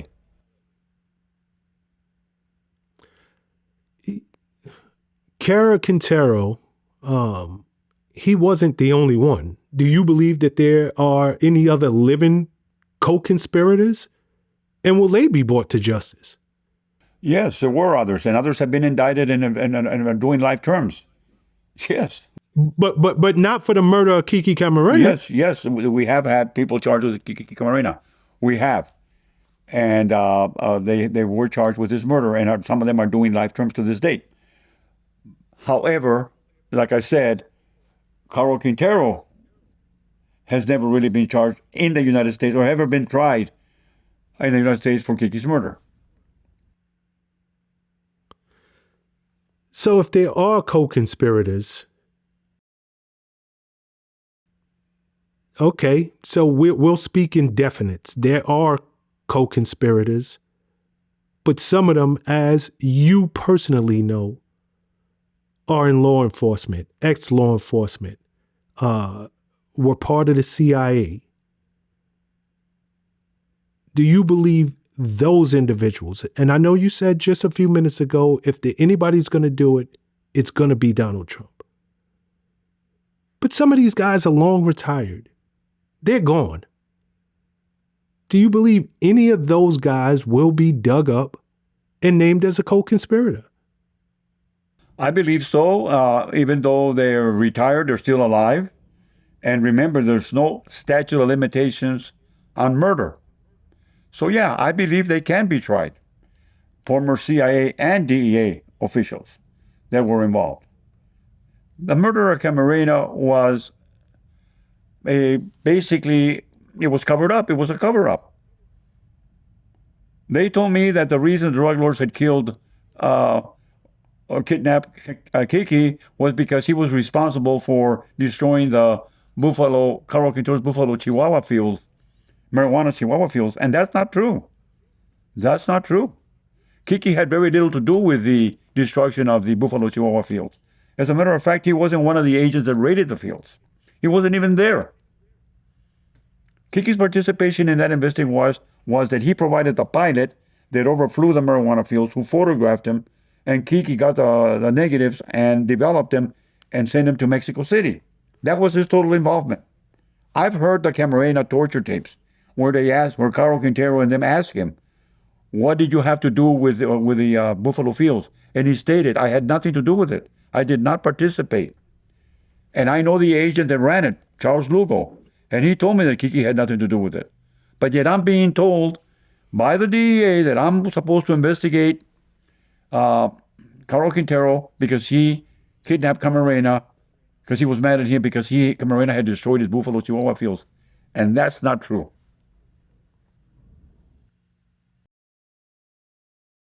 So, why, in your opinion, would the CIA want to interrogate Kiki? The CIA's involvement with the drug lords occurred back in 1980, 82, because they wanted to support the Contras who were fighting against the communist regime, Daniel Ortega, in Nicaragua, because the Daniel Ortega communist regime had overthrown the Anastasio Somoza regiment in that country. So the Contras were fighting against the communist regime of Daniel Ortega. They went to the U.S., the Contras went to the U.S. and said, hey, give us a hand here. Help us finance this war. Give us weapons to fight against the communist regime of Daniel Ortega. The CIA and the DIA went to Congress and said, hey, we need money to fund the Contras so that they can fight communism in Nicaragua. Congress, through the Bolin Amendment, denied giving any military nor financial assistance to the Contras. Why? Because we had just come out of the Vietnam War where we got our butts kicked. And Congress did not want to get involved in another war. And they knew that the American people were not going to support another war, having just come out of the Vietnam War defeated. So therefore they said, no, CIA, no, we're not going to basically give you any money to fund that war, nor are we going to put our military people in harm's way. We're going to go in and fight with the Contras against the communist regime of Daniel Ortega. So what happens then? Who's in charge of the CIA then? Old Man Bush. Old Man Bush had been in charge of the CIA, and now he was vice president. So then he decides, okay, we'll do it clandestinely. We'll do it secretly. So what do? They decide they're going to arm the Contras anyway and use the Mexican government to help them smuggle weapons through Mexico to the Contras in Nicaragua. So there's a meeting held with the Mexican government officials by then the Bush administration, where it is secretly agreed that Mexico cannot overtly help the CIA in its endeavor to arm the Contras, but they could do it secretly. And the way they would do it was for them, meaning our administration, the CIA, could become partners with the cartel guys because they had the routes. They had the planes, they had the landing strips, they had the whole routes that they could smuggle the weapons secretly to the Contras. And that's what happened. There was a marriage of the Guadalajara cartel being run by Rafael Caro Quintero, Ernesto Fonseca Carrillo, and Miguel Felix Gallardo with our CIA. And they start running weapons through Mexico to the Contras. And they're using where? As a site? Caro Quintero's ranch in Veracruz. And what airlines are they using? Setco Airlines, owned by drug lord Mata Ballesteros. Okay? So now they've got Caro Quintero in their payroll, And they've got Mata Ballesteros also in their payroll because they're using his airlines and they're using Carlos Castella's ranch as a point from where to smuggle the weapons south. What happens with time? They need money. So the CIA needs money to fund the war because Congress ain't funding it. So they become drug dealers. And they start bringing in drugs themselves. And they're using two Contra officials in LA, Edwin Menezes and Danilo Blandon, who are supplying tons of cocaine to Freeway Ricky Ross, who's selling the cocaine, and now they're using this money supposedly to fund the Contras who are fighting communism in Nicaragua. I just gave you the whole thing right there.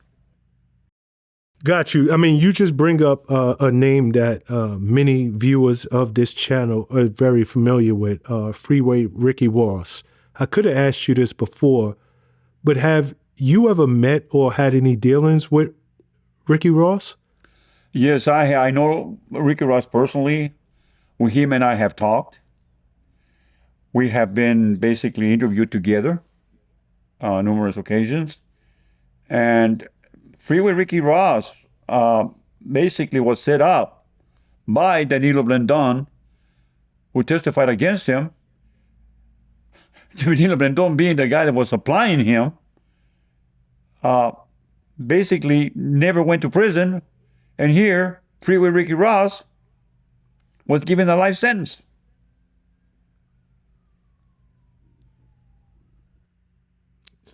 Yeah, we know that story very well. It's interesting that you guys have crossed paths, considering your life's work. You know, just moving this interview along, last year, and I'm wondering, are you familiar with this? Because we have spoken about Venezuela, we've spoken about Mexico, but last year, the ex-president of Honduras, Juan Orlando Hernandez, was sentenced in a U.S. court to 45 years for aiding drug dealers. Are you familiar with that case? Yes, I am. What do you know about that case, and does it surprise you that a ex-president of a country would be aiding drug dealers?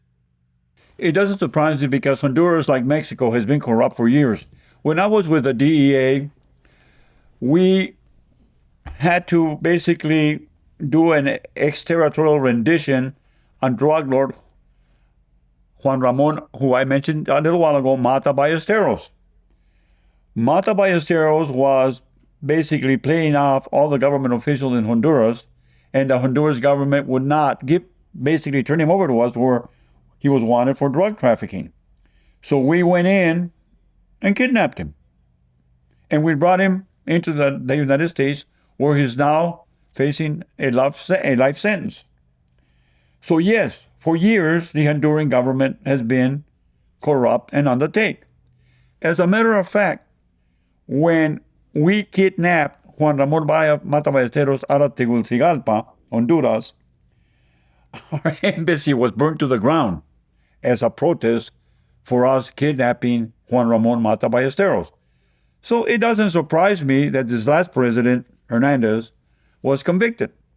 And I believe that like he was convicted, I believe that numerous former presidents of Mexico are going to be tried and convicted also for taking bribes and being part of the cartel organizations. Wouldn't that start a war? If it went that far, do you believe it would be a war between the two countries? Absolutely not. Mexico cannot war against the United States, the government of Mexico, and the citizens of Mexico are great people. I love them. They're not going to go to war against us. Heck no. And not only that, if they can't control the damn cartels, or the dumb cartels, excuse me, you think they can fight us? They can't even fight the cartels in their own country. Least fight our SEALs and Marines and our great military that we have. There's no way. They would never go to war with us.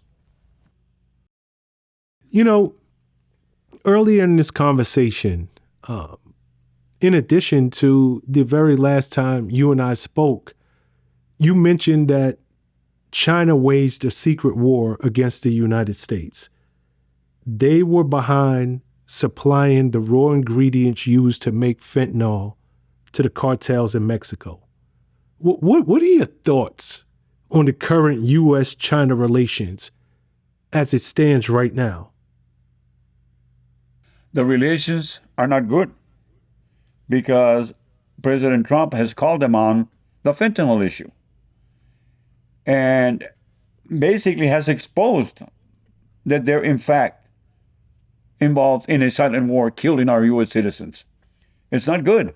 And look at all the terrors he has placed on China. So the relationships between the U.S. and China are not good right now. Can't be. Okay, unlike Mexico, China, they're equipped, they're armed, they're trained. They have the size, they have the largest military in the world. Can you foresee relations between U.S. and China ever getting to the place where there is a war between, or a real threat of war between the two countries? It could develop into that, even though I don't think that it would happen. I think there would be restraint. As with the Russians, the same thing. We're not in good relationships with our Russians right now, in a great relationship either.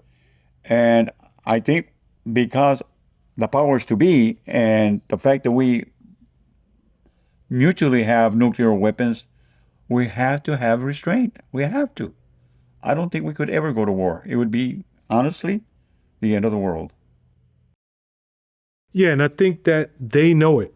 I think that Russia knows it. I think that Trump knows it. Trump recently acknowledged, admitted, however you want to look at it, that he sent 2 subs directly aimed toward Russia when one of their Congress people mentioned the word nuclear. And he said, hey, I'm just being prepared. I'm letting y'all know that as soon as you said that, I took that threat very serious. And we parked a couple of subs very close to Russia just in case. So this is it's a very, very scary situation that we're all in. And it's a powder keg that feels like it's ready to blow. But to your point, if it does, it could be the end of the world as we know it. And I believe in Trump when he says that he can stop the Ukraine war without shooting one bullet. And he's going to do it by how?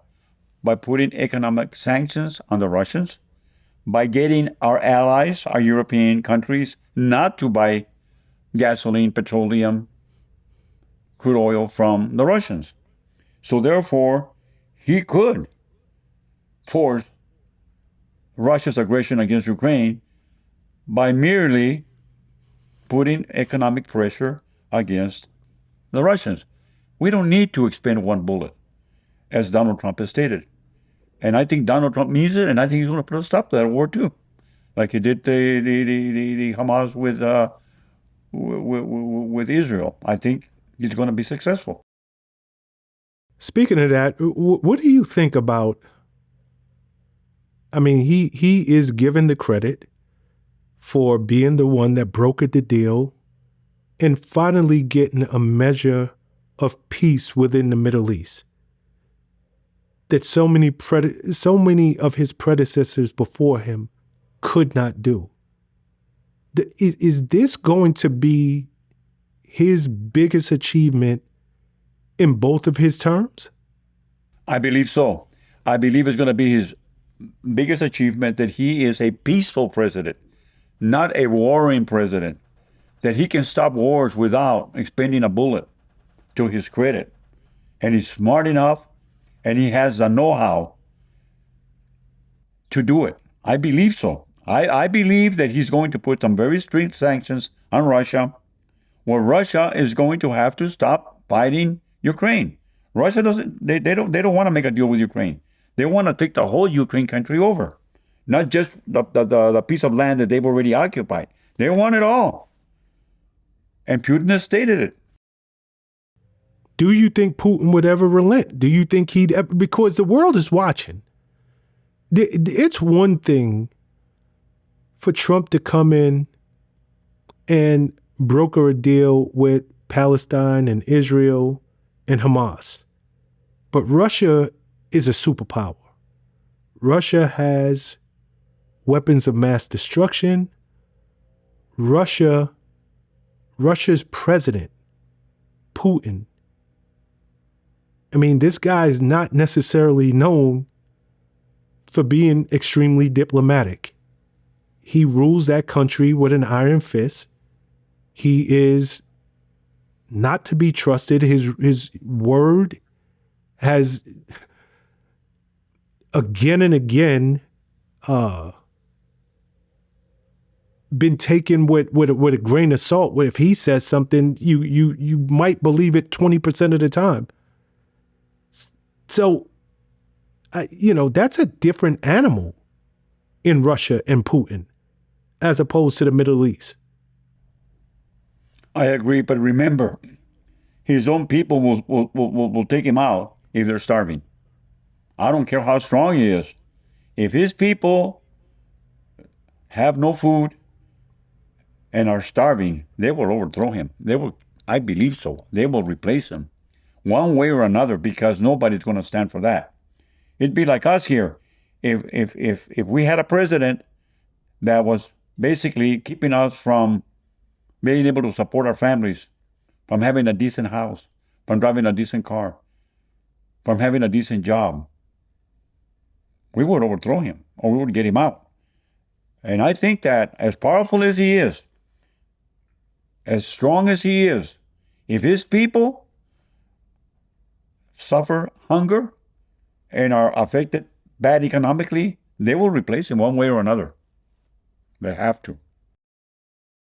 Before I move this conversation along, do you think Putin and Russia can win this war, will win this war in the Ukraine?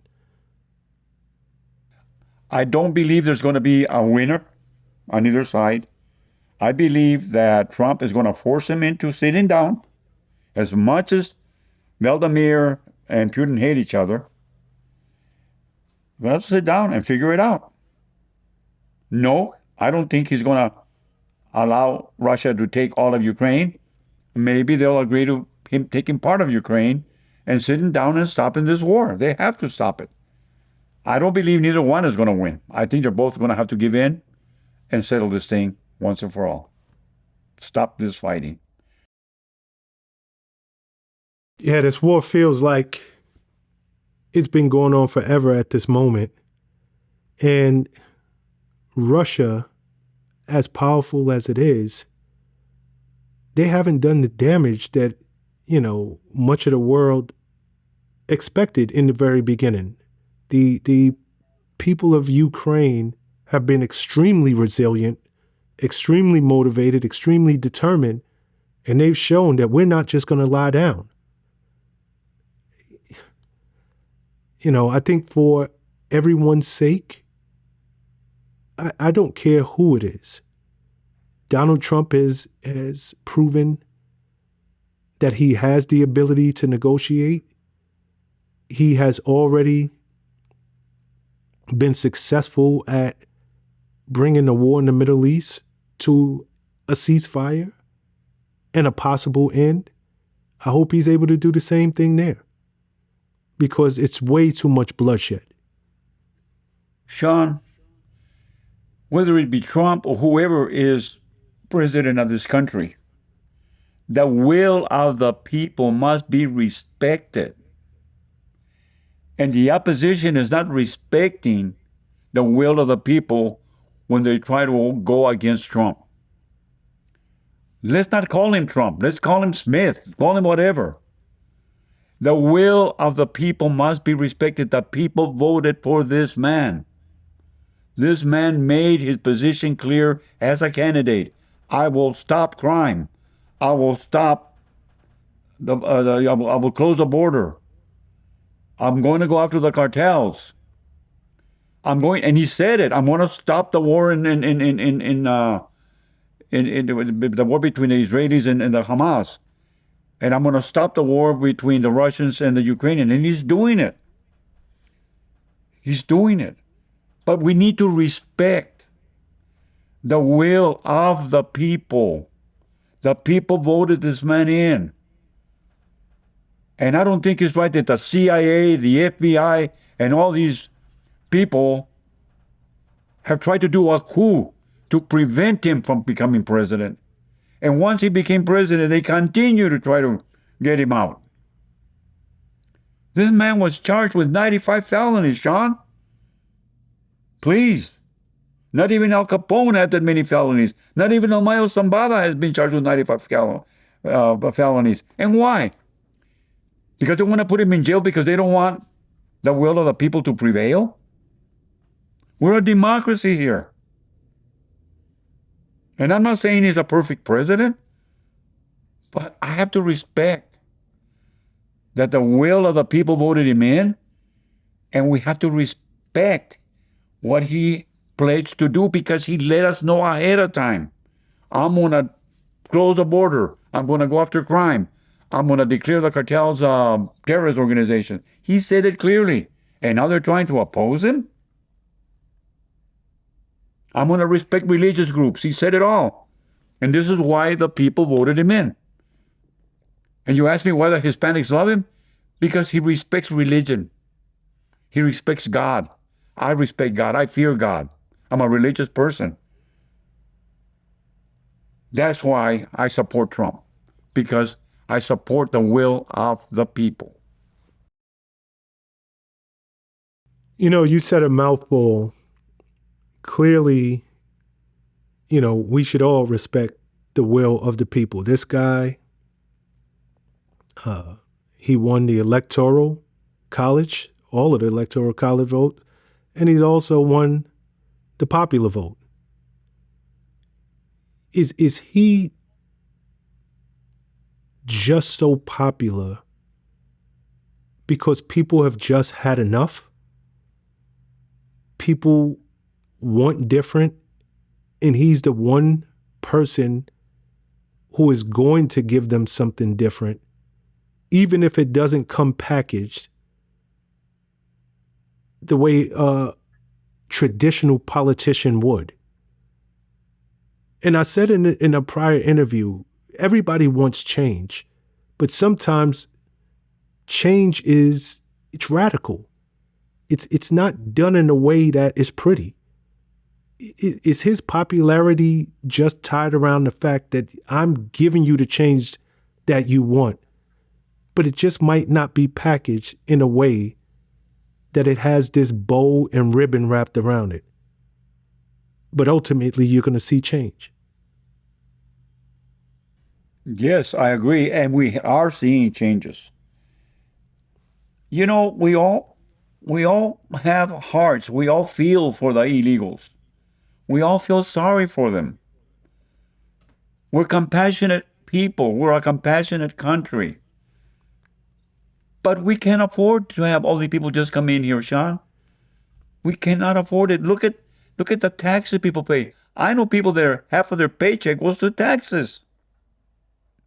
And to know and basically have been exposed that past corrupt officials through USAID and through NGOs were stealing the taxpayers' money. I mean, that is, you know, it didn't bother me when I thought, okay, they're getting money from the Russians, the corrupt politicians. Okay, they're getting money from the cartels, the corrupt politicians. Okay, they're getting money from whatever country. But when I found out, and it was proven that USAID was being used to fund NGOs for fake money laundering operations where they were stealing the money, do you really want to make me believe that so many millions went to buy Afghanistanis condoms? That was a money laundering operation. They didn't buy condoms for anybody, but yet they funded it. The money went over there and it came back to some corrupt politician over here that passed that bill. That's the way it happened. That's called money laundering. They were stealing, and they have been stealing our U.S. taxpayers' money, Shawn. And like I said, it doesn't bother me that they're getting money from the Russians under the table. It doesn't bother me that they're getting money from Ukraine or whatever, corrupt money. But to steal the taxpayers' money, to steal it the way they're stealing it, that really upsets me. Because if you don't pay your taxes, the IRS will arrest you, Shawn. Guaranteed they'll come after you. So that some politician can say that he's going to spend $20 million to buy Afghani's condoms. Are you kidding me? That never happened. And they did that in thousands of different ways. And the money was coming back to them. Now that upsets me. I'm surprised we haven't gone broke. Yeah. Before we wrap this conversation up, I wanna speak to you because you mentioned the name Charlie Kirk earlier in this conversation.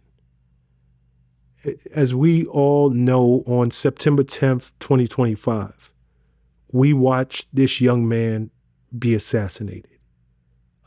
Charlie Kirk, very outspoken.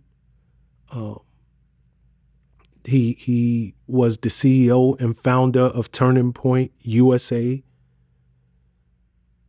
And I believe he was only 31 years old when he left this planet. Number one, were you familiar with Charlie Kirk before his assassination? And two, what is your thoughts on him and his political views personally? I've heard of him through my religion, through my church. I respected him. I respect anybody that preaches on God, preaches religion, and I cannot believe why anybody would hate him so much to kill him. But again, I blame the media. And yet, to this day, Shawn, we see those that publicly say, he deserved to die. He deserved to be killed. Why? Because he was a religious man? Because he preached the gospel? Because he was outspoken?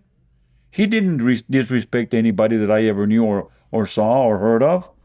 He was respectful even to the people that argued against him. I saw a lot of his interviews. And I respected him for that. He's a great man. And it hurts me that he's no longer with us.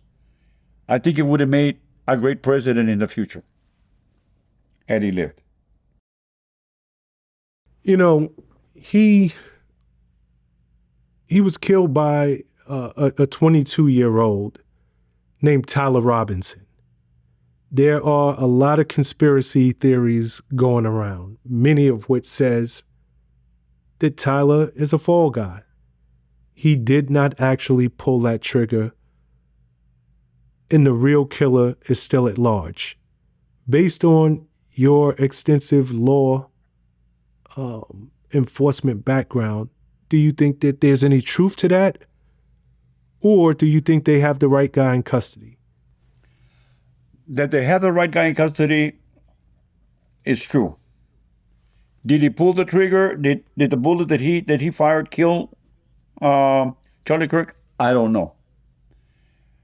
There are, theories going around that he had a mic underneath his shirt that exploded and went into his neck. I don't know. The forensics should be able to tell us more, and they're not telling us a lot. That's why there must be transparency in our government, so that these terrorists can be disproven if what they're saying is not true. But as long as they keep information, like they did with the John F. Kennedy information, hidden information, there's always going to be that doubt. And that's one thing that the government should always be, is transparent and tell the people, these are the facts, these are the forensics, this is what really happened. Don't believe that it came entered from one side and exited the other, or vice versa. Forensics can tell us that. And again, they're not being transparent. Everything is hidden, everything is secret, and it can't be like that. We need to be transparent and let the public know what we're finding out. As an example, the shooter that tried to kill Trump in Butler. We haven't learned that much about that guy. It was rumored that there was bank accounts in foreign countries to the tune of $5 million that were basically deposited in his name. Was that true or not? Have they followed up on that? And they come back and said, you know what? There was. And if there was money that was put in his account, then we should know who did it. Why? The big secrecy. We need to be more transparent. We need to let the public know what is going on. And hopefully, we're going to get that information soon. Again, the Epstein thing too. Where are the files? Make them available. And if there was other people that were violating and raping little girls, they should be held accountable. Everything is a secret, and that's wrong. We need to be transparent. To this minute, to my knowledge, we haven't seen the death certificate. We haven't seen the autopsy report on Charlie Kirk. Why do you believe that this critical information wouldn't be released to the public? Because everybody allegedly saw what happened. It was right in front of our eyes. So releasing a death certificate and an autopsy should be relatively simple. Because at least we all believe that there was a shot taken and he was hit in the neck. Is there a cover up there? That's why there should be more transparency, so that we cannot suspect there's a cover up. Okay? Why are they not releasing all this information to the public? They should. If it was definitely the bullet fired by the suspect from the top of the roof there, then we should know it and have clear evidence. Forensics can tell us that, Shawn. It's not a big secret. We have the technology now to figure those things out, but yet they keep it quiet from the public. It's like a big secrecy. Why? You've heard him all the time when they testify for Congress. Oh, I can't talk about that because that's like an ongoing investigation. What do you mean you can't talk about it?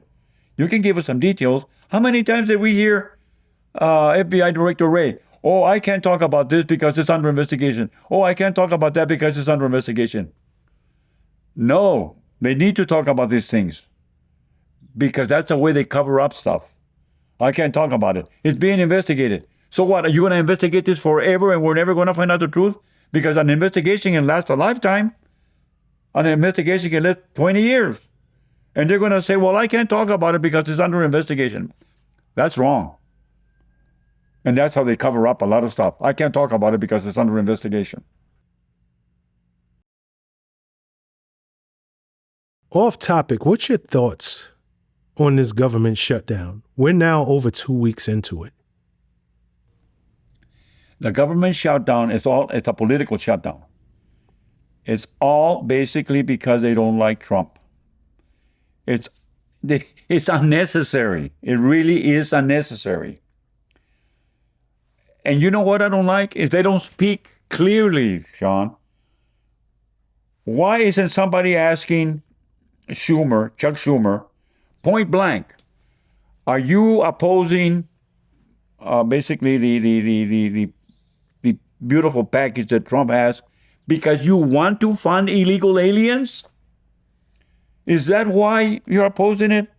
Because you want $1.5 trillion to go to supporting? They say it, but they don't ask him. They need to be more direct. Like an investigator, when I asked questions when I was investigating, did you kill that person? Well, no. Did you kill him? Well, I was there. Did you kill him? Are you willing to shut down the government because you want to give $1.5 trillion to support illegals? Point blank. Let the people know. Don't camouflage the wall because of Medicare and Medicaid and this and that. They come out and say it. But nobody puts it to them. Put it to him. And if you're not doing it for the reason, then maybe we can buy your argument to close down the government. But I'm not buying it right now because you're not answering me. Are you shutting down the government because you want to fund illegal aliens to stay in this country? And if you are, why do you want to keep all these illegal aliens in this country? And why are you using taxpayers' money to do it? They talk in circles. They don't talk truly clearly. Believe that this shutdown is more about Trump than it is about healthcare? It's more of a political move on the side of the left because they just don't like the man who occupies the seat of the U.S. president. I believe it's all a political move to oppose Trump at everything Trump wants to do, number one. And number two is, I don't know for what reason they want to keep illegal aliens in this country. I don't know for what reason taxpayer money has to be used to support illegals. If you're going to be here illegal, then at least support yourself, work. Why are we giving these people money? I would love for immigration enforcement to go to an illegal and say, are you working here? Are you on welfare? Are you committing crimes? If you're on welfare, not working and committing crime, you're out of here. Show me that you're working legitimately and I'll give you a permit to stay and work here. Again, they don't do that. They don't do that, do they? And I want to make sure I'm getting this. You are not against illegal aliens if they're leading legitimate lives and they are not living off of the government. Is that what I'm hearing? That's exactly where I'm at. That's exactly what I mean. If a person is here to contribute as a citizen and is holding a job and is not a burden to the taxpayer, you should consider giving him a permit to stay. I'm not saying to keep on doing it illegally. Give him a permit to stay as long as you're working and you're not dealing drugs, you're not out there raping somebody or something. You're a law-abiding citizen. Give you a permit to work, and maybe down the road you can become legal. But the day you're not working anymore and you become we're not gonna give you welfare, we're not gonna support you, then you're out of here. The problem is a lot of people come here to abuse our benefits, to abuse our welfare system. That's known. And a lot of them come here to also not only do that, live off of the government, but also deal drugs on the side. And those are the people that gotta go. And I am human and I'm compassionate for the poor people, Shawn, that do come here to work. Okay? I don't think those people should just be deported. If they show that they've been paying taxes, they show that they're here basically contributing, not taking away from us. I think, why not? Why not give them permits to stay and work? Work permits. Why not? I'll close it out here. You mentioned several times during this conversation that you are a religious man. You're a God-fearing man. If you don't mind me asking, what is your religion? I'm a Catholic. And I'm a practicing Catholic and have been for years. I was an altar boy when I was a child, and I was brought up in the church. And I was brought up believing in God. And it hurts me to have killed people while on the job. It hurts me to this day. But sometimes you have to do what you have to do to stay alive yourself. Because if I hadn't shot those people or killed them, I'd probably be dead myself. But I do fear God. And I hope that God is looking at me from up there and saying, Hector did the right thing. I don't think I shot too quickly. I think I only shot when I knew that I was being shot at or I was about to be killed. And I do fear God to this day. And I hope that I never pull the trigger too quickly. We'll end it there. Hector, That's strong words, and I believe, we all serve a forgiving God, and I can hear in your voice that the things that you did, they were not done in malice. They were done in self-defense. But just know again, we do serve a forgiving God. I appreciate you coming on the program. As always, I love our conversation, and I can't wait until the next time, my friend. Thank you so much for having me, Shawn. It's been a pleasure. Likewise, brother. Till we speak again, I'll see you soon. Take care. Be safe.